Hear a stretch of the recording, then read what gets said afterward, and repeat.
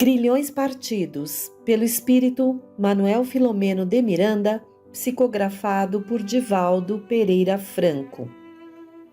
264. Abre aspas. Que é o que dirige o espírito na escolha das provas que queira sofrer? Ele escolhe, de acordo com a natureza de suas faltas, as que o levem à expiação destas e a progredir mais depressa. Uns, portanto, impõem a si mesmos uma vida de misérias e privações, objetivando suportá-las com coragem. Outros preferem experimentar as tentações da riqueza e do poder, muito mais perigosas, pelos abusos e má aplicação a que podem dar lugar, pelas paixões inferiores que uma e outro desenvolvem. Muitos, finalmente, se decidem a experimentar suas forças nas lutas que terão de sustentar em contato com o vício. Fecha aspas. Livro dos Espíritos, parte 2, capítulo 6. Capítulo 10. Na Casa de Saúde. Após a reunião de assistência aos obsidiados, quando as operações de socorro aos perseguidores atendidos chegavam a termo, graças à remoção de alguns a hospitais especializados em colônias do nosso plano, enfermeiros e assistentes prestimosos prosseguiram dispensando necessária cooperação no templo espírita, onde ficariam, em regime de hospedagem, diversos outros sofredores carecentes de diretriz e medicação próprias. O venerável Bezerra de Menezes convocou-nos então, destacando os irmãos Ângelo e Melquíades, abnegados trabalhadores desencarnados, a fim de visitarmos Esther, como passo inicial para o labor que se desenvolveria de imediato, objetivando seu oportuno restabelecimento. Chegando ao pavilhão em que a jovem se encontrava, não pude sopitar o choque e a curiosidade face à multidão que se agitava naquele frenocômio. Desencarnados às centenas, com os fáceis muito variados, aglutinavam-se em magotes de doentes totalmente desequilibrados, em manifesta ignorância do estado espiritual em que se demoravam. Obsessores de carantonha cruel demonstravam no rosto conturbado os ódios que os desequilibravam. Perturbadores zombeteiros, assinalados pelos vícios em que se locupletavam, com máscara de cinismo indescritível. Grupos de vampirizadores misturavam-se a dementes encarnados, parcialmente liberados pelo sono, em lastimável estado. Verdugos impiedosos, conhecedores das técnicas obsessivas, arrastavam suas vítimas em incríveis padecimentos que desfaleciam de pavor, logo despertando para defrontar os adversários frios, entidades hebetadas, simiescas umas, deformadas outras, em promiscuidade deplorável. Desencarnados ociosos, indiferentes, enchiam os pátios, os corredores, como frequentadores de espetáculos circenses, totalmente desconhecedores do estado em que se movimentavam, produzindo ambiente miasmático que aspiravam, intoxicando-se cada vez mais e envenenando a psicosfera terrível já reinante. Um pandemônio ensurdecedor e aparvalhante sucedia-se em cenas que variavam da bestialidade mais vil à impiedade mais selvagemente elaborada, em cujos cenários muitos encarnados sofriam indefiníveis vilipêndios e atentados. Dava-nos a impressão de que nenhuma compaixão ou sentimento de humanidade ali encontrava guarida. Os espetáculos da hediondez espiritual superavam tudo o que a imaginação humana pôde conceber. Aliás, Ali se encontravam alguns dos campeões da insensatez e da perversidade, dos ases da mentira e da traição, dos hábeis dissimuladores que, não obstante a ausência das roupagens orgânicas, experimentavam as paixões mais açuladas que os governavam em desmandos inimagináveis. Recebêramos antes recomendações adequadas quanto aos impositivos da oração e do equilíbrio, a fim de transitarmos em faixa de diferente vibração, passando despercebidos da imensa mole de atormentados e atormentadores. Percebi então que outros grupos de socorro frequentavam aquele dédalo da sordidez, movimentando-se distintos, com semblantes circunspectos e atenciosos. Saudavam-se fraternalmente, discretamente, considerando-se as circunstâncias e finalidades dos mistérios a que se entregavam. Constituíam a providência divina, respondendo aos apelos de muitas orações, socorrendo necessidades justas, amparando os que ansiavam pela terapêutica do amor, já que não faltam nunca as disponibilidades do Senhor, sempre colocadas ao alcance dos que o buscam. O quarto em que Esther se alojava, verdadeira cela presidiária, produziu-me incontinente mal-estar, empestada por vibrações perniciosas, densas, escuras, parecia um fluido condensado, oleoso, que causava insuportável indisposição psíquica, generalizando-se em sensação de náuseas contínuas. O dirigente da equipe, profundo conhecedor daqueles sítios, sugeriu-nos mais intenso controle da emotividade e imperiosa disposição para a caridade, com que superaríamos as incômodas impressões, sintonizando em faixa mais sutil de que nos alimentaríamos seguramente. A jovem, subjugada em espírito, jazia ao lado do corpo em quase total inconsciência sob os efeitos de sedativo pernicioso e forte. Junto a ela, em processo de imantação perispiritual, vigiava o algoz desencarnado. Nos 3 outros catres infectos que infestavam o exíguo apartamento, a 3 andar odores insuportáveis, se encontravam 2 jovens e uma senhora de meia idade, estigmatizadas por diversas alienações que as diferenciavam entre si. Quase todas se encontravam parcialmente fora do corpo, inconscientes, exceção feita à dama perturbada, que altercava com um perseguidor imaginário, fruto de longo processo ideoplástico.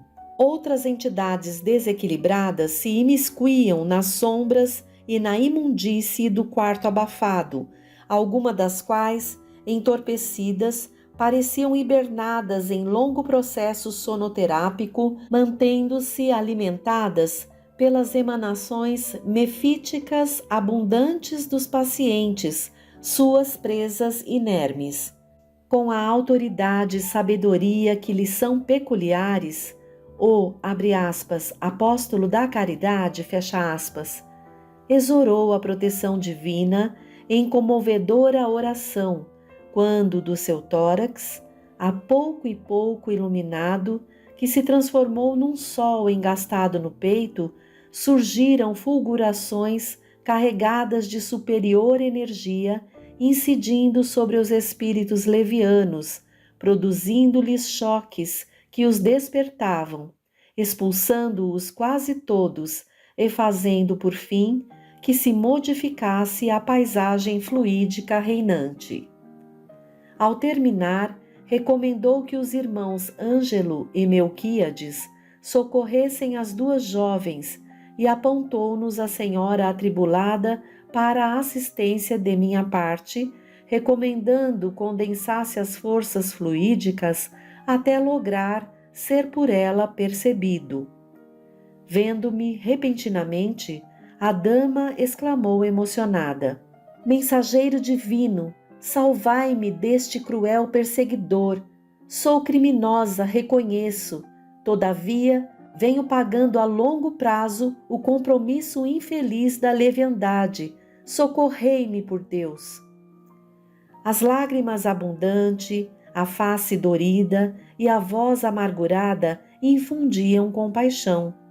Teleguiado pela poderosa mente do diretor espiritual, acerquei-me e roguei-lhe descansasse em sono reparador de que tinha imediata necessidade. Aplicando-lhe conveniente recurso fluídico, sem maior resistência, descontraíram-se as forças psíquicas concentradas pelo pavor e ela adormeceu. Auscultando as exteriorizações mentais da senhora atormentada, em espírito, ora ressonando, o abnegado instrutor esclareceu. Esta nossa irmã está catalogada como esquizofrênica irreversível, demorando-se na fase da hibefrenia de largo porte, em diagnose apropriada. Fixadas as matrizes da distonia mental nas sedes perispirituais, o mecanismo cerebral, correspondente à área da razão e da personalidade, apresenta sombras características que pré-existem desde a vida anterior, quando supunha poder burlar as leis, entregando-se aos desvarios e alucinações complexos. Em verdade, manteve-se inatacável no conceito do mundo, entretanto, não conseguiu fugir a si mesma, às lembranças da consciência em despertamento, lesando os centros correspondentes da lucidez e do equilíbrio, que produziram nas sedes sutis plasmadoras do, abre aspas, campo da forma, fecha aspas, os desajustes que ora a lancinam. Fazendo significativa pausa, na qual aplicou passes cuidadosos longitudinais, a iniciar-se do centro coronário, qual se o desatrelasse de forças densas, em baixo teor magnético, percebemos, a pouco e pouco, que o complexo núcleo se clarificava, irrigando com opalina tonalidade o centro cerebral, igualmente envolto em sombrias cargas fluídicas, onde imagens vigorosas e fixas nas telas da memória se diluíam, sem que, contudo, se desfizessem totalmente.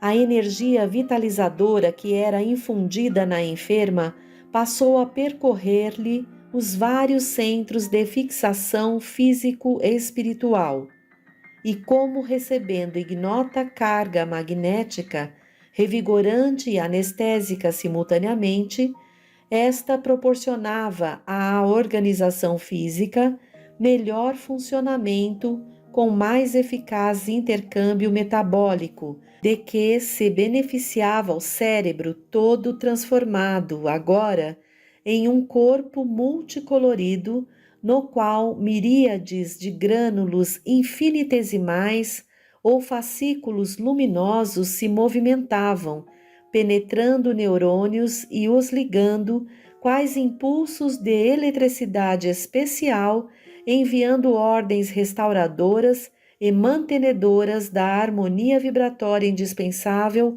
ao tônus do reequilíbrio. Percebemos que a respiração da doente se fez mais tranquila. Os músculos tensos por todo o corpo relaxaram, com admiráveis resultados no aparelho digestivo, particularmente desgovernado. Concluída a operação complexa e tecnicamente realizada, o irmão Bezerra de Menezes elucidou-nos. Toda a enfermidade, resguardada em qualquer nomenclatura, sempre resulta das conquistas negativas do passado espiritual de cada um. Estando o, abre aspas, campo estruturador, fecha aspas, conforme nominam os modernos pesquisadores parapsicológicos ao perispírito, sob o bombardeio de energias deletérias, é óbvio que as ideias, plasmando as futuras formas para o espírito, criam as condições para que se manifestem as doenças. Abre aspas. Tomemos, por exemplo, nossa irmã Eudóxia, no momento sob nossa observação. Amanhã apresentará sinais de significativa melhora na saúde, embora as causas preponderantes da sua alienação nela mesma se encontrem, numa forma de autocídio indireto, através do qual pretende eximir-se à responsabilidade, autossuplicia-se, mergulhando no desconcerto da loucura. Fecha aspas. Observando-a mais detidamente, continuou. Na metade do século passado, encontramo-la senhora de terras em próspera cidade do Império no solo fluminense. Consorciada com homem probo, de sentimentos elevados, caracterizava-se pelo temperamento irracível, insuportável. Cansado da esposa rebelde e malsinante, o companheiro propôs-lhe separação honrosa. Acreditando-se, porém, substituída, e de imediato transferiu para humilde serva a suposta preferência do marido, silenciou, planejando então hediondo homicídio que culminou calculadamente, com segurança. Envenenou o esposo indefeso nas suas mãos, que de nada suspeitava, e, passando algum tempo, repetiu a façanha com a servidora que tudo ignorava. Abre aspas. Dama altiva e destacada, seus 2 crimes não foram sequer suspeitados, ninguém tomou deles conhecimento. Ela, porém, o sabia. A punição maior para o culpado é a presença da culpa esculpida na consciência. A princípio, quando as forças orgânicas estão em plenitude, ela dorme. À medida que se afrouxam os liames das potências da vida vegetativa, ressumam as evocações e se transformam em complexo culposo, monoideísmo infeliz que mais grava o delito e agrava a responsabilidade. Surpreendida pela desencarnação, transferiu para o além os dramas ocultos. Embora perdoada pelo esposo vítima, que se encontrava em melhor condição espiritual do que ela, tornou-se perseguida pela serva, que a seviciou demoradamente em região de compacta sombra espiritual. Trazida à reencarnação, os fortes açoites do remorso, as impressões vigorosas da expiação junto à vítima, a intranquilidade lesaram os centros da consciência, do que resultou a enfermidade que ora padece. Fecha aspas. Depois de breve silêncio, concluiu. Os núcleos desarticulados no perispírito produziram as condições físicas do encéfalo que se desconectaram quando completou 30 anos, idade em que se deixara assediar pela fúria do desequilíbrio, embora as distonias graves que a perturbavam desde a adolescência. Abre aspas.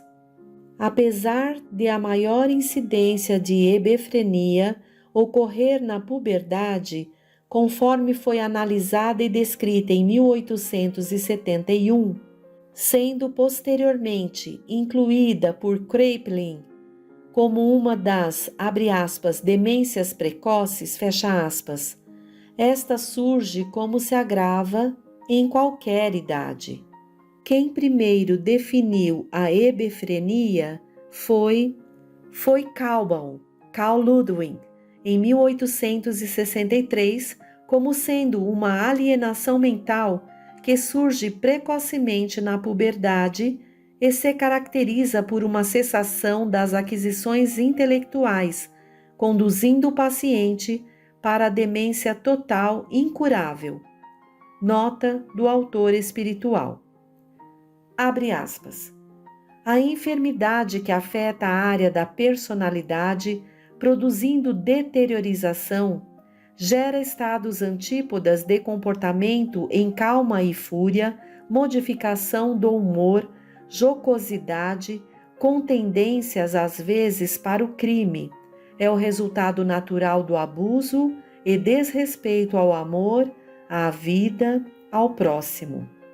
Purgará ainda um pouco, até que a desencarnação lhe tome de volta as vestes, a fim de recomeçar noutra condição o que espontânea e levianamente adiou.